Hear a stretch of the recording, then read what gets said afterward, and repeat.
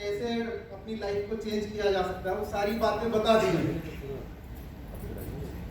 लेकिन होता क्या है कि नेटवर्किंग में जो है होता क्या है कि लोग आते हैं और उन्हें भरोसा नहीं होता। सबसे बड़ी बात क्या है कि बहुत फूक फूक के कदम रखते हैं लोग, वो डर डर के काम करते हैं मतलब नेटवर्किंग के अंदर। और मेरा भी कुछ ऐसा ही हाल था। मैं भी एक छोटा सा नन्हा सा बच्चा था नेटवर्किंग के लिए, क्योंकि मुझे भी कुछ समझ में नहीं, मुझे लगता था कि ये सब झूठी बातें हैं, झूठे वादे हैं। और ऐसी एक घटना में मैं जो है, ऐसी एक कंपनी थी उसके साथ मैं लग गया था शुरू में, क्योंकि मुझे तो कुछ पता नहीं था। सपने दिखाए, कुछ लालच दिखाया और कहा कि अरे आपको तो कुछ करना नहीं है। मैंने कहा ठीक है, नहीं करना है तो बहुत अच्छी बात है। सिर्फ 3600 रुपये दे रहे हैं। मैंने कहा 3600 रुपये सबसे पहले निकाल के दिए और उन्होंने बताया कि ऐसे आपको पैसे आएंगे, SMS आएंगे, दुनिया भर की बातें होंगी। अब वो हमें पैसे आ भी गए शुरू में, और पैसे आ गए तो हमने, छोटे से बच्चे थे, नादान थे, और हमने भी आगे प्रमोशन हल्का सा कर दिया कि ठीक है, कुछ लोगों को बताना शुरू करा 3600 रुपये कोई बड़ी बात नहीं है किसी के लिए भी, और सबने जो अपना लगाना शुरू करा और टीम बहुत बड़ी बन गई। अब कहीं से हमें पता लगा कि ये तो कंपनी तो कुछ है नहीं है, एक कमरे में से ऑपरेट हो रहा है सारा सिस्टम और मनी सर्कुलेशन हो रहा है। हमें तो कुछ पता ही नहीं था नेटवर्किंग के बारे में कि मनी सर्कुलेशन क्या होता है, क्या नियम होते हैं, क्या कायदे होते हैं। जैसे आज राजकुमार सर ने बताया आपको डिटेल में काफी चीजें, तो हमें पता लगा। हमने कहा ये तो बहुत बड़ा मामला हो जाएगा, हम जेल जा सकते हैं और खतरा हो गया बहुत जबरदस्त।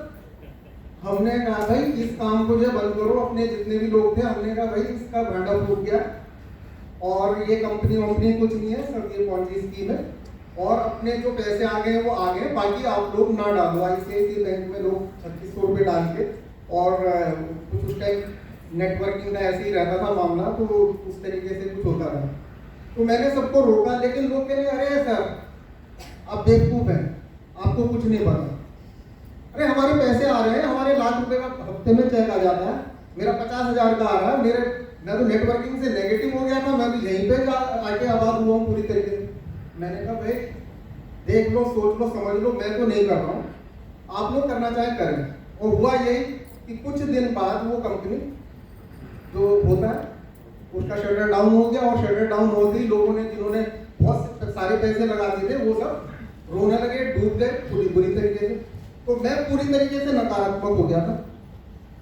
तो एज प्रोफेशन मैं डॉक्टर हूँ, मेरा अपना क्लिनिक है, मैं सेल्फ एम्प्लॉयड हूँ। जैसे सर ने बताया था कि कुछ सेल्फ एम्प्लॉयड है, कुछ एम्प्लॉयड है और कुछ बिजनेसमैन है, वो सब डिटेलिंग हो चुकी है।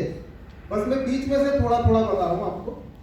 तो मैं नेगेटिव था पूरी तरीके से, लेकिन शुक्रगुजार हूँ हर उस शख्स का जिसने मुझे आर्ट लाइफ के बारे में बताया। जाएंगे, मैंने पूछा भी रशिया कैसे जाएंगे, कहने लगे कॉस्मेटिक की बात चल रही है, आप इस पे जरा फोकस करिएगा ज्यादा। तो कॉस्मेटिक निकली हुई थी उस टाइम, तो कॉस्मेटिक क्योंकि वहां से इंपोर्ट हो नहीं रही थी, तो जो पुरानी कॉस्मेटिक थी उसको जल्दी कंज्यूम करने के लिए कंपनी ने एक टोकन निकाल रखे थे कि टोकन से आप जो है 2 लाख की निकाल के आप जा सकते हो। तो मालिक की दुआ से हमने भी उस पर काम करना शुरू करा और हमने भी काफी सारे टोकन इकट्ठे कर लिए। तो फिर भी कुछ पैसे की कमी रह गई थी, तो हमने प्रोडक्ट उठा लिया और प्रोडक्ट उठा के हम जो है रशिया गए। तो हमारा पहला ही जो टूर था वो सोची का था। सोची रशिया में और यूरोप का बॉर्डर पड़ता है ब्लैक सी के पास। तो पहली हमारी यात्रा थी, तो पासपोर्ट था नहीं हमारे पास। हमने कहा, इन्होंने कहा भी पासपोर्ट दो, नहीं तो आप तो यहीं रह जाओगे। मैंने कहा यार ये तो ऐसे तो नहीं हो सकता। तो हमने कहा संबंध कब काम आएंगे, तो कर्नल साहब थे हमारे, हमने उनसे कहा साहब आप आपकी जरूरत आ गई है, जल्दी से अपने लेटर हेड पे लिख के दीजिए और पासपोर्ट बनवा के। कहाँ जा रहे हो? मैंने कहा रशिया जा रहे हैं। कह रहे तो हमें भी बताओ, हमें भी, लेकिन मैंने आके बताएंगे और आके बताएंगे कैसे चलना है। तो खैर उन्होंने बनवा दिया, वो 2 दिन में आ गया था, 2-3 दिन में हमारा। और हमने कंपनी को दिया, हमें कुछ नहीं करना पड़ा, हमें सीधा जो है कहा गया कि भाई एयरपोर्ट आ जाना इस तारीख में। और हम वहाँ पहुँच गए और वहाँ से जो है फिर हमारी मॉस्को की फ्लाइट थी। मॉस्को में जाने के बाद रास्ता में वहीं मिले, दूसरी फ्लाइट से पहुँच गए थे पहले। और फिर उसके बाद ये हमें सोची के लिए हमारी रवानगी हुई दूसरे फ्लाइट से, और हम रात के टाइम सोची पहुंचे थे। तो रात में भी हमारे लिए इतना जबरदस्त इंतजाम था वहाँ पे कि बस पहली रेडी थी, वहाँ पे हमारा इंतजार कर रही थी। और हम उसमें बैठ के रात के टाइम गाइड हमें बताता जा रहा था, यहाँ पर ये, यहाँ पर ये, रात में समझाता जा रहा था। हमें तो पता नहीं था, हम रात में कुछ दिखाई नहीं दे रहा, लाइटें थी बस, हम अंदाजा लगा रहे थे दिमाग में। खैर रेडिसन होटल में रुके, रेडिसन में रुके तो कमरे में सो गए, जाकर थके हुए थे। सुबह जब आंखें खुली तो नजारा देख के वाकई में हम दंग रह गए। हमने कहा ये तो भाई जन्नत है, जन्नत। क्योंकि जिस रेडिसन में हम रुके थे उसकी पूरी वहाँ श्रृंखला थी, पूरी चेन थी, और बीच में एक नदी बह रही थी और साइड में माउंटेन्स थे, और उस पे जो है आपका रोपवे लगे हुए थे कई 100 किलोमीटर के। और जब हम सुबह उठे हमने देखा सारी चीजें तो दंग रह गए। हमने कहा बहुत बढ़िया, हमें पता लगा ये रोपवे पे भी आप जा सकते हैं, ये सब रेडिसन का। तो हम उस पे भी गए और सुबह जब हम फंक्शन देखा, और फंक्शन देखने के बाद जब हमने वहाँ 2-2.5 हजार लोगों की भीड़ देखी, और सारे के सारे दिमागदार लोग थे, कहने का मतलब हम ही अपना दिमाग ज्यादा लगा रहे थे, पहले ही लोग बैठे हुए थे वहाँ पे। तो वो सब डॉक्टर्स थे, इंजीनियर्स थे, और बता पाई, उनको नॉलेज दे पाई, और वो मेरी बातों को समझ पाए। उसी की वजह से आज मैं यहाँ पे खड़ी हूँ और ये सब चीजें मैंने अचीव करी। ये बात दिमाग में छू गई थी, ये फॉर्मूला वहां से चुरा लिया गया था दिमाग में। तो वही अपने साथ भी हुआ। अब हम आगे फिर अपने उसमें डिस्को में जाना था। डिस्को भी सोची का लाजवाब था, क्या याद कर करके मन में जो है ना अलग सी भावना है। तो हुआ क्या है कि वहां पे गए, वो भी धूम धड़ाका था पूरा।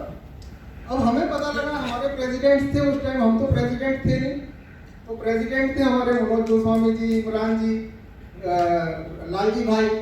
तो ये लोग गायब हो गए वहां से। इनको एक स्पेशल होटल था, महल बिल्कुल जिसको कहते हैं, तो उसके अंदर इनका प्रोग्राम था। और वहां पर जो है पूरा ये समझ लीजिए जैसे जन्नत में होती है ना सारी व्यवस्था हुआ लेंगे, और इन लोगों को वहां दे दिया गया और हमें डिस्को में। हमारे भी हल्का नहीं था, हमारा भी बहुत जबरदस्त था। तो हम जो वहां पे डांस में लग गए, हम भूल गए। लेकिन ये एक मन में टीज आ गई कि हम क्यों नहीं जा पाए वहां। जब हम रशिया आए हैं तो हमें क्यों नहीं ले गए। तो हमें बताया गया आप प्रेसिडेंट नहीं हो।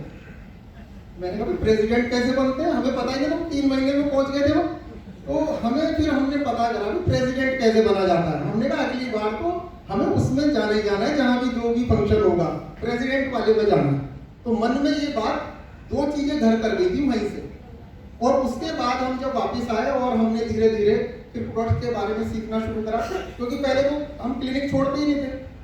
तो क्लिनिक से फिर हमने टाइम निकालना शुरू करा। 2 बजे के बाद मैं बिल्कुल क्लिनिक को छोड़ देता था, बल्कि 1 बजे कोशिश करता था 1 बजे छोड़ दूं। उसके बाद में हमारा जो ऑफिस था मेरठ में, वो कंपनी का ही ऑफिस था, और वो कम से कम मेरे घर से जो है 10-12 किलोमीटर था। मैं 10-12 किलोमीटर गाड़ी चला के जाता था डेली, वहाँ पे पूरा शाम व्यतीत करता था। शाम तक 6 बजे वापसी आता था। और वो जो मैंने वो वैलेंटाइन बेसिंस्की की वाइफ के बारे में जो बताया आपको, वो दिमाग में थी, वो चोरी कर ली थी। तो रात दिन हम भी सोच रहे थे। तो सोचते सोचते सोचते सोचते काम चलता गया, हमारी टीम भी बनती गई और लोग आते गए। लेकिन कंपनी ने अचानक क्या हुआ, पुणे में एक फंक्शन हुआ और कंपनी ने जो एक ड्रीम था हमारा, वो कार डिक्लेयर कर दी वहाँ पे। और डिक्लेयर कर दी तो हमने कहा भाई ये तो बहुत आसान है, हो जाएगा। लेकिन वो आसान नहीं था।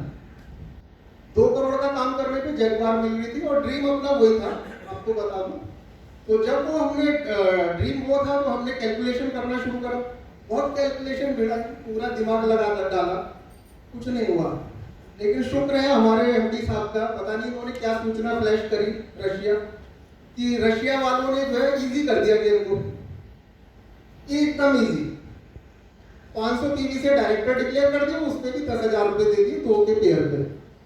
दिमाग ने थोड़ा सा हवा आई दिमाग को, दिमाग ने काम करना शुरू करा। हमने कहा ये तो दोनों चीजें अचीव हो रही है, ये तो प्रेसिडेंट भी बना जा सकता है और गाड़ी भी सामने, 2 करोड़ की सेल कोई बड़ी बात नहीं है। तो हमने कैलकुलेशन बढ़ाया और कैलकुलेशन बढ़ा के हम भी निकल गए। पहाड़ जंगल मंगल हमने कुछ नहीं देखे, अल्मोड़ा की वादियां और आपकी झारखंड, छत्तीसगढ़, उड़ीसा, एमपी, कोई जगह नहीं छोड़ी। तो शुक्र है मेरे उन सब साथियों का जिन्होंने मेरा उसमें सहयोग करा। और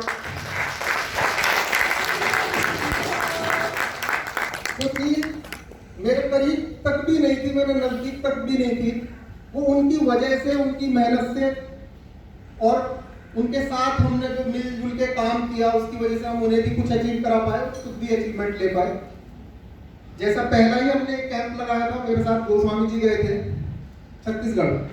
हमने देखा भी नहीं था छत्तीसगढ़, जंगल में तो बस ये पता था नक्सली होते हैं वहाँ, और जाती गोली लग जाती, कहीं से भी आ सकती है गोली, सेना को नहीं छोड़ती, हम तो थे क्या।